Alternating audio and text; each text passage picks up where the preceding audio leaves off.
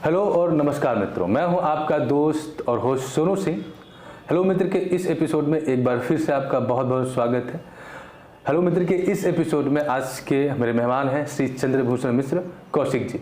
और हमारे इस सेशन में हम जो क्वेश्चन लेने वाले हैं वो युवाओं के ऊपर है। कई बार हमारे मन में इस उम्र में ये कन्फ्यूजन होता है कि हम अपने जीवन में वो स्थायित्व प्राप्त कर पाएँ कि नहीं। अगर मैं स्थायित्व की बात करूं तो हम अपने दिमाग में एक स्टैंडर्ड सेट करते हैं कि मेरे पास वो गाड़ी होगी कि नहीं, वो घर होगा कि नहीं, या जो जीवन की जो भाग दौड़ है, क्या हम भी भविष्य में अपने लिए एक ऐसा भविष्य बना सकते हैं जहाँ पे हम स्थायी होके और एक जो होता है आप बोलते हैं कि शांति से अपने जीवन को यापन कर सकते हैं। तो इसी के ऊपर हम प्रश्न लेंगे और कोशिश करेंगे कि इस प्रश्नों के माध्यम से जो आम युवाओं से जुड़ा हुआ कन्फ्यूजन है, संदेह है, हम उसका समाधान करें या उसके समाधान के ऊपर हम लोग बात करें। तो इस चर्चा को शुरू करने से पहले मैं चाहूँगा कि 2 लाइन से आप इस चर्चा की शुरुआत करें। नमस्कार हेलो मित्र के दर्शकों। नौजवान अपने आप में एक ऐसा विधा है जो जीवन की हर व्यक्तित्व के बीच से होकर गुजरता है। तो मुझे अच्छा लगेगा कि ऐसे व्यक्तित्व के आसपास जो युवा होता है उसके इर्द गिर्द हम लोग इस चर्चा को लेकर चलें तो अच्छा लगेगा।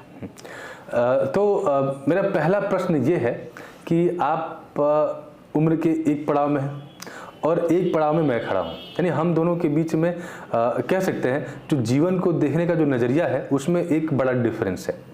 जहाँ पे मैं अपने जीवन में कुछ करना चाहता हूँ, सेटल होना चाहता हूँ या कुछ लक्ष्य हासिल करना चाहता हूँ, वहीं पे अब आप जीवन को दूसरे तरीके से देखते हैं। तो मेरा जो प्रश्न है वो उन तमाम युवाओं की तरफ से है जो मेरी उम्र में है या जो मेरे फेज़ में है कि हम जीवन के प्रति कौन सा नज़रिया और किस तरह का नज़रिया रखें ताकि हम जीवन में निरंतर आगे भी बढ़ते जाएँ और जीवन में आने वाले उतार चढ़ाव हैं। क्योंकि कई बार क्या होता है कि हम जब साधन संपन्न होते हैं तो हम बहुत उत्साहित होते हैं और मन में बहुत कुछ करने का उत्साह होता है, लेकिन जैसे ही हमारे जीवन में कुछ मुश्किल दौर आता है तो युवाओं के साथ ये भी एक समस्या है कि उस मुश्किल दौर में वो हार मानने के लिए तैयार खड़े होते हैं। तो ऐसा कौन सा नज़रिया हम डेवलप करें, विकसित करें, जिसके चलते हम अपने जीवन को एक सामान्य तरीके से जीते हुए अपने उस लक्ष्य तक पहुँच पाए। बहुत करीब से जब देखेंगे तो जहां आप आज खड़े हैं कभी हम भी खड़े रहे होंगे, और आज जिस उम्र पे हम हैं हम उस उम्र से आगे जाएंगे तो आप वहां पहुंचेंगे। बिल्कुल इस दौड़ में एक रिले रेस है, रिले रेस है, प्रतिस्पर्धा तो है ही है, लेकिन उसके साथ एक है कि इस प्रतियोगिता में सबकी अपनी अपनी जिम्मेदारी है। मैं बहुत रोचकता के साथ एक बात कहता हूँ। जब मैं युवा था तो बहुत सुंदर कोई सौंदर्य को देखता था, किसी लड़की को देखता था, तो मेरा उस समय एक नज़रिया होता था कि मेरी जो शादी हो या मेरा कोई दोस्त हो, मेरे अपने लोग ऐसे हों या मेरा परिवार हो तो ऐसी हो। समय गुजरता गया, आज मेरे बच्चे बड़े हैं तो आज मेरा नज़रिया क्या है, सौंदर्य देखने का नजरिया तो है लेकिन उसके अर्थ बदल गए। कैसे अर्थ बदल गए हैं? आज लगता है कि ये सुंदर बिटिया अगर मेरी बहू हो तो बहुत अच्छा रहे। बात समझिए, परिस्थितियां जो बदली वैसे परिवेश बदला, लेकिन इस परिवेश के बदलने के क्रम में एक चीज बहुत महत्वपूर्ण है। एकाग्रता उस समय की भी जरूरत थी, एकाग्रता आज की भी जरूरत है। निरंतरता उस समय की भी जरूरत थी, आज भी जरूरत है। यानी युवाओं की भी जरूरत है और हम बड़े उम्र के लोगों को भी जरूरत है। अब सतत कोई कार्य करेंगे तो परिस्थितियां बदलेंगी, कहीं कुछ किसी के सामने कोई चैलेंज होगा, किसी के साथ कोई चैलेंज होगा, लेकिन चैलेंज होगा, बिल्कुल होगा। तो इन चैलेंजों को समझने के लिए सबसे बड़ा कि हम अपने व्यक्तित्व को किस दिशा में उन्मुख कर रहे हैं। अगर रचनात्मकता की ओर उन्मुख करेंगे तो परिणाम रचनात्मक आएगा, और हम माने क्या बोले, थोड़े समय या त्वरित लाभ, त्वरित आकर्षण, त्वरित मने वो एक शब्द ऐसे कह लें कि त्वरित एकदम मने ख्वाबी, ख्वाब में कुछ अच्छा कर लेने का सोचेंगे तो उसके परिणाम ख्वाब जैसे ही आएंगे। लेकिन जब एकाग्रता, निरंतरता और निष्ठा से करेंगे तो मेरे ख्याल से उसका परिणाम सकारात्मक आएगा, आपकी हित में आएगा और आपकी चाहतों के करीब आएगा। ये मैं अपने उम्र के अनुभव से आपसे कह सकता हूँ। अगर मैं आपको यहाँ से ठीक 25 या 30 साल पीछे ले जाऊँ, जहाँ पे आप भी शायद अपने जीवन या अपने करियर की शुरुआत करने वाले हैं, तो वहाँ आपके मन में किस तरह की शंका थी और क्या कभी आपने ये विश्वास किया था कि जो प्रतिष्ठा अगर कह लें या जो आर्थिक स्थिति आपकी कह लें या जो सामाजिक स्थिति आपकी है, क्या कभी आपने इमेजिन किया था कि शायद आपको ये चीज़ें हासिल होंगी? मतलब क्या कुछ आपके दिमाग में चलता था उस समय? सुनो सर, एक चीज़ आप समझें कि आपका परिवेश क्या है, आप किन परिस्थितियों में जी रहे हैं या आपका पालन पोषण हो रहा है। संसाधनों का भी अपना एक महत्व होता है, बिल्कुल होता है। क्योंकि जब हम लोग शैक्षणिक काल में थे तो पिताजी रेलवे कर्मचारी थे, तो पूरा इर्द गिर्द का वातावरण जो था कि रेल की नौकरी पा लेना एक बड़ी उपलब्धि थी उस परिवेश में।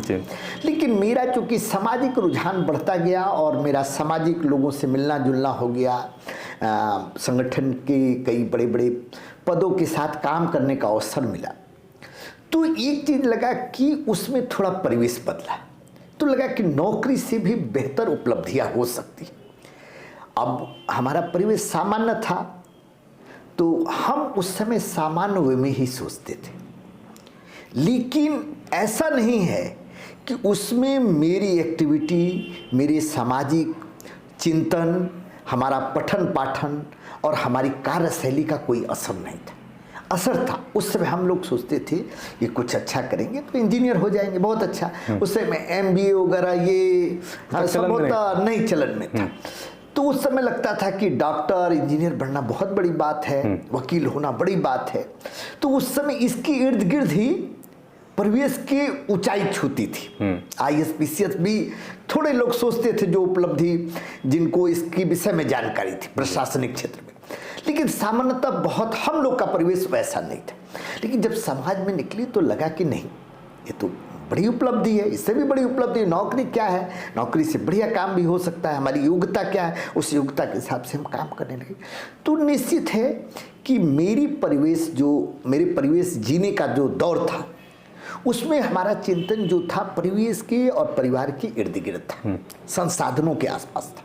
लेकिन संसाधनों के साथ जब थोड़ी लोगों से मिलना जुलना हुआ तो मेरा ध्यान आपका जो हम आकर्षण जहां बढ़ाना चाहते हैं युवाओं का, कि आप अपनी पठन पाठन से, अपने मेल जोल से, अपने संबंधों से अपने को विस्तार दीजिए।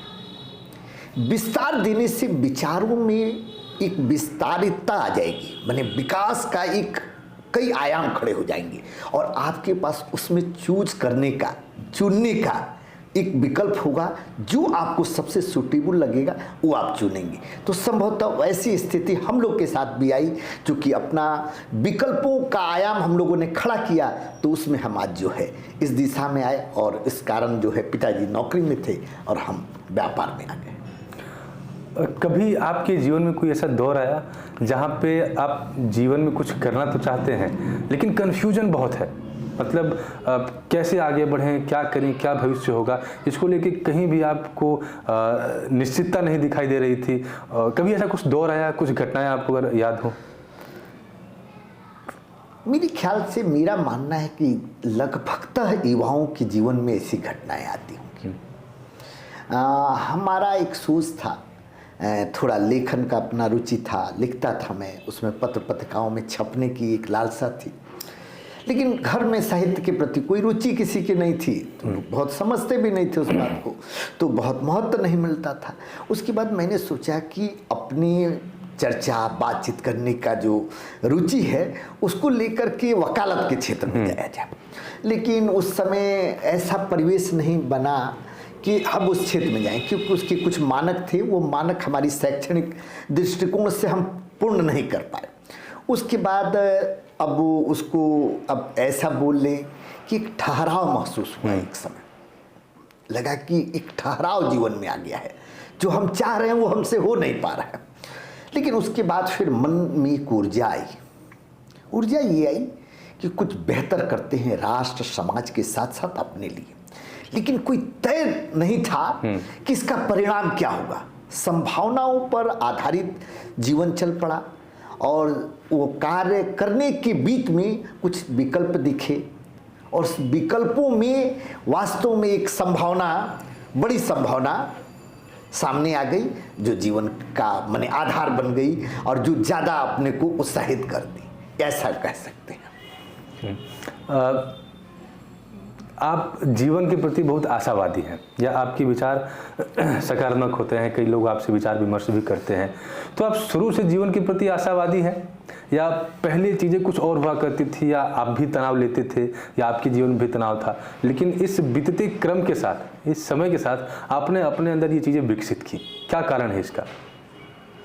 एक रचना है, चुभता कांटा देख के काहे होता है हैरान रे, जबकि सारी उम्र लगाया कांटों का बागान रे। आप समझ लीजिए कि आपकी हार में भी आपकी जीत होती है। कई बार ऐसा लगता था कि पिताजी की आय जो जिस स्तर का था, जो सपने थे उस स्तर में फिट नहीं होते थे, तो बड़ा मुश्किल लगता था कि पिताजी से ये बात कहें या ना कहें, उनको बोझिल न कर दें ये आर्थिक मांग या मेरा सपना। तो ऐसे में कई बार बहुत ठहराव जीवन में आया, और इस ठहराव में एक बहुत अच्छी चीज़ मेरे जीवन को बदलने में वो थी कि मैंने अपने पिताजी को बहुत ध्यान से देखा। उनके समय पर कभी उनको परेशानी में वो रहते थे तो उनकी परिस्थिति देखते थे, उनका विचलित होना देखते थे, उनकी माने इच्छा देखते थे, और फिर उसमें हम खुद को फिट करते थे। मतलब उसी दौरान एक ऐसा स्वभाव आ गया अंदर में कि किसी को छड़ी मारने से पहले अपने हाथ पे छड़ी मारकर देखने का विचार पनप गया मन में, कि किसी को ऐसा ना मार दें कि बहुत चोट लग जाए, किसी को ऐसा ना बोल दें उसको बहुत ठेस लग जाए, किसी के साथ ऐसा कुछ बिहेव ना हो जाए कि उसको मेरे प्रति नकारात्मकता आ जाए। तो ये मेरे चिंतन में जैसे जैसे आता गया, ये स्वभाव ने उससे समझौता कर लिया। कई बार क्या है, गुस्सा बहुत आता है किसी पे, बचपन क्रोध से बहुत परिपूर्ण था, युवा अवस्था भी काफी क्रोधित था, लेकिन अभी क्रोध का तरीका बदल गया है, क्रोधहीन नहीं हुआ है अब उसका तरीका। तो यही आशावादी होने का एक रास्ता बन गया। और एक चीज इसी के साथ जोड़ दी, समाज में संगठित और संयुक्त परिवार की भूमिका मेरे जीवन में इस व्यवहार को पनपाने और बड़ा करने का बहुत बड़ा योगदान रखती है। इसलिए कि हर वर्ग को देखा, छोटे भाइयों को देखा, बहनों को देखा, रिश्तेदारों को देखा, माँ पिताजी को देखा, और उनके साथ साथ समाज के अन्य वर्गों को देखा, तो सीखने का एक आधार बन गया ये जीवन। और यही आशावादी विचार जो है आज मेरा स्वभाव हो गया है, ना किसी को माने दिल दुखाना, ना बस एहसास पैदा करना, समझ रखना कि क्या है, क्या उचित है और क्या अनुचित है। ये व्यवहार आ गया, इसलिए एकाग्रता आ गई और समझ आ गया, थोड़ा ऐसा कह सकते हैं। कई बार आप सामाजिक विषयों पर लिखते हैं या सामाजिक विषयों पर अपनी राय रखते हैं। हो सकता है कि इसके पीछे लोग आपको राजनीतिक महत्वाकांक्षा को ही मानते हो कि शायद आपकी कोई राजनीतिक महत्वाकांक्षा हो, या इसके चलते कई बार हमारी किसी से एक बैर या एक तरह से कह सकते हैं कि दुश्मनी जैसी भी चीज़ें पैदा हो जाती हैं। लोग हमको बुरा मानने लगते हैं, या जो हमारे अपने भी होते हैं वो भी शायद हमसे थोड़ा विमुख होने लगते हैं। तो क्या कभी आपको इस बात का बोध या डर नहीं होता है कि शायद आपके बोलने से या लिखने से कुछ आपके अपने संबंध खराब हो जाएंगे? देखिए, जब आप किसी से पाने की लालसा से उससे संबंध बनाएंगे ना, तो भय आपका पीछा करने लगेगा। और आप जब ये मन में बना लेंगे कि मुझे पढ़ना है, मुझे कंपटीशन को बीट करना है, लेकिन ये कंपटीशन ही मेरा आखिरी नहीं है, तो निश्चित है कि आप बेहतर और साहसी माने आप वो क्या कर सकते हैं कि बात रख सकते हैं, विचार के साथ साथ स्वभाव ऐसा रख सकते हैं। तो मेरे साथ ये था कि मैं गांधीयन संस्थानों से भी जुड़ा रहा, संघ विचारधारा भी बहुत विचार के साथ थी, और मैंने अपने जीवन में एक बहुत बढ़िया प्रयोग किया। भारत में जितनी भी विचारधाराएं हैं, मैंने किसी विचारधाराओं से द्वेष नहीं पाला। उनसे सीखने और उनकी अच्छी चीजों को पढ़ने, समझने और उसके साथ उनसे संबंध बनाने का एक मुहिम अपने दिमाग में तय कर लिया। तो इसलिए लगता है कि मुझे ये नहीं लगता है कि फलाना व्यक्ति, फलाना दल, फलाना माने क्या बोले हिस्सा, यही मेरा आखिरी हिस्सा है। मुझे लगता है कि ये पूरा भारत मेरा है, भारत के समस्त विचारों पर अपना आधिपत्य है और हर विचारों के साथ मुझे अपनापन बनाने का अधिकार है। तो इससे एक चीज बहुत सुंदर माने प्रयोग हो गया मेरे जीवन में, स्वतः हो गया, बहुत सूझबूझ से इसका नहीं कोई मैंने कोशिश किया। मैंने ये हो गया कि करते करते ये लगा कि निष्पक्षता अलग चीज है और निर्दल होना अलग चीज है। मैंने निर्दल होना नहीं सोचा, निष्पक्ष होने की कोशिश की, और इस कारण कोई खुश होता है, कोई दुखी होता है, तो कुछ पाना और कुछ खोना तो जीवन का सतत क्रम है। इस क्रम को जी रहा हूँ, इसके अलावा बहुत ज़्यादा इस पर चिंतन नहीं करता।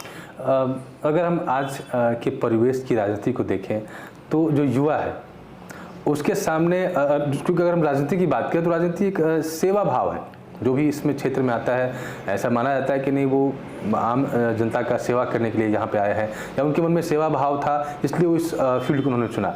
लेकिन आज की राजनीति को युवा कैसे देखता है? जैसे कि कोई बहुत बड़ी गाड़ी लेके आ गया, या उनका जो एक प्रेजेंटेशन है, पीछे बड़ी बड़ी गाड़ियों का काफिला, पूरा एकदम लाइमलाइट, तो एक तरह से राजनीति का रॉन्ग रिप्रेजेंटेशन हो रहा है और आज का युवा उस चकाचौंध में फंसता जा रहा है। यानी आज का युवा राजनीति को सेवा न मान के वो राजनीति को वो सत्ता मानता है, या राजनीति को वो सिंहासन मानता है जिस पे बैठ के वो शायद अपने आप को एक राजा की तरह प्रेजेंट करे। तो ये कितना घातक है और हमें इसको लेके किस तरह का नजरिया विकसित करना चाहिए, किस तरह से राजनीति को देखना चाहिए? सोनू जी, इसमें एक बात मैं बहुत दमखम के साथ कहूँगा कि इसके लिए जिम्मेदार भारत का नौजवान नहीं, नौजवानों के सामने जो प्रेजेंटेशन करने का सरकार, हमारे संवैधानिक, हमारे सामाजिक आडंबर या रूप रंग बन गए हैं, वो है। उसके कारण ऐसी स्थिति हो गई है कि आप ये तय नहीं कर पा रहे हैं कि जो नौजवान काम कर रहे हैं, बात समझिएगा, नौजवान कोई सपना दिख रहा है एक आईएएस बड़ा अधिकारी है, लेकिन एक नेता के सामने भींगी बिल्ली है। एक बढ़िया व्यक्ति तो सामाजिक क्षेत्र में काम करने वाला, सब कुछ अपना समर्पित कर देने वाला समाज को, और एक समाज का लूट लेने वाला, हमारे पैसे से पेंशन पाने वाला, हमारे पैसे से सुख सुविधा भोगने वाला, बड़ी बड़ी गाड़ियों को लेकर के चल रहा है। तो उनका वैभव जो होता है वो युवाओं को आकर्षित करने लगा। इस आकर्षण का परिवेश क्या है कि हम जो देखते हैं, जो जीते हैं, उसके करीब बनने लगते हैं। तो ये परिवेश का दोष है, और इस परिवेश के कारण युवाओं में गलत माने उदाहरण प्रस्तुत किए जा रहे हैं। उस उदाहरण को वास्तव में समझने और करने की जरूरत है। इस पे जब तक अगर कोई विकल्प आपका नहीं सामने सही आएगा, सेवा का बात कह करके काम हम क्या कर रहे हैं, एकदम राज सत्ता का, लोकतंत्र का नाम लेकर हम क्या कर रहे हैं, राजा की भांति पूरा राज दरबार लगा रहे हैं। तो ये वैभवी सामंतवादी पद्धति से हम लोकतंत्र को युवाओं में प्रेजेंट कर रहे हैं, लेकिन व्यवहार में हम सामंतवाद को प्रमुखता दे रहे हैं, उसको आदर दे रहे हैं। इसलिए नौजवानों के साथ गलत उदाहरण और गलत परिवेश तय हो जा रहा है। इसमें नौजवानों का दोष नहीं है, हमारे समाज को, हमारी नीति को, हमारे राष्ट्रीय मुद्दे पर इस पे चर्चा होनी चाहिए। इसको समझना चाहिए कि क्या उचित है, क्या अनुचित है। इस पर जब तक सही विचार विमर्श नहीं होगा और सही इसका मूल्यांकन नहीं होगा, उदाहरण गलत जाएंगे तो परिवेश गलत पैदा होगा ही। खत्म करें इसको यहाँ पे, समाप्त कर दें। ठीक। तो इस वीडियो में इतना ही। आई होप कि वीडियो में जो चर्चा हमने की, जिन प्रश्नों को लिया, इससे आपको कुछ इस वीडियो में बस इतना ही। आई होप कि वीडियो आपको पसंद आई, और अगर वीडियो पसंद आई तो हिट द सब्सक्राइब बटन, और जिस भी प्लेटफॉर्म पे आप हमारे वीडियो को देख रहे हैं वहाँ पे पेज को फॉलो करें और अपने मित्रों के साथ इस वीडियो को साझा करें, और कोशिश करें कि आप हमसे जुड़ें, क्योंकि आप अगर हमसे जुड़ते हैं तो ये प्लेटफॉर्म उतना ही बड़ा होगा, और प्लेटफॉर्म जितना बड़ा होगा उतनी ही बेहतर चीज़ें हम इस प्लेटफॉर्म के माध्यम से कर सकेंगे। तो इस वीडियो में बने रहने के लिए आपका बहुत बहुत धन्यवाद। मिलते हैं आपसे अगले वीडियो में, तब तक के लिए नमस्कार। नमस्कार।